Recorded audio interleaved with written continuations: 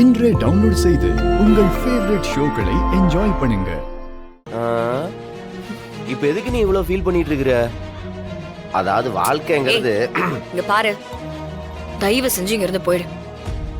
என்ன வெறுப்பேத்த வந்திருக்கியா? ஏய், உன்னை இப்படி எல்லாம் பார்க்க முடியல, ரொம்ப கன்றாவியா இருக்கு. நீ ஃபீல் பண்ற அளவுக்கு ஒன்றும் நடந்துடலையே. நீ கலெக்டர் ஆகி சம்பாரிச்சு அந்த காசுல தான் வீட்டுல உலகொதிக்க போகுதா என்ன? இங்க பாரு, பணம் நம்ம குடும்பத்துக்கு ஒரு மேட்டரே கிடையாது. எங்க அப்பா சம்பாரிச்ச காசு இன்னும் 3 தலைமுறைக்கு காணும். வீட்டுல உட்காந்து சாப்பிடலாம், ஜவுளி கடை இருக்கு, பிசினஸ் இருக்கு. இப்ப பாரு, அப்பாவே கடைக்கு போக ஆரம்பிச்சிட்டாரு. இதுக்கப்புறம் இன்னும் 4 பிரான்ச் திறப்போம். வீட்டுல உட்காந்து பொம்பளை பிள்ளைய கவனிப்பியா? அதை விட்டுட்டு பிகு பண்ணிக்கிட்டு நிறுத்துறியா? இந்த வெட்டி பையனும் எனக்கு அட்வைஸ் பண்ணுங்கிற அவசியம் இல்ல. மரியாதையா இங்க இருந்து போயிடு. அப்படியே வந்து ரொம்ப நல்லவ மாதிரி தான் பேசுவான். உனக்கு என்ன தகுதி இருக்கு பேசுறதுக்கு? 7 வருஷமா நீ இந்த குடும்பத்திலே இல்ல. அவ்வளவு வருஷமும் நான் தானே இந்த குடும்பத்தை பாத்துக்கிட்டேன்.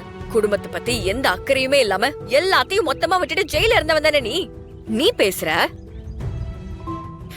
இந்த பாரு, செம்ம கோவத்துல இருக்க, என்கிட்ட வாங்கி கட்டிக்காத. மேடம், நீங்க 7 வருஷம் இந்த குடும்பத்தை கட்டி காப்பாத்தினது உண்மைதான். அது இல்லன்னு யாருமே சொல்லலையே. இப்பதான் வேலை போச்சுல்ல, அதுக்காக உட்கார்ந்து அழுதுகிட்டு இருந்தா போன வேலை திரும்ப வந்துருமா என்ன? மாறா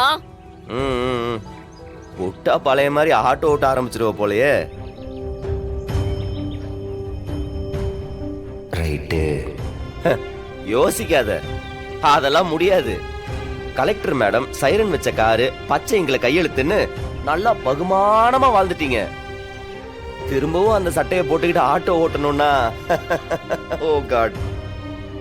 வேணா ஒண்ணு பண்ணுங்க, பாப்பாவை கூட்டிட்டு அப்படியே ஜாலியா எங்காவது சுற்றுலா போயிட்டு வாங்க.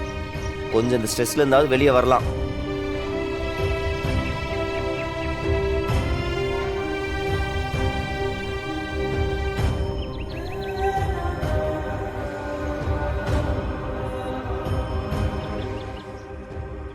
எலி குட்டி பொறியில மாட்டிக்கிச்சு.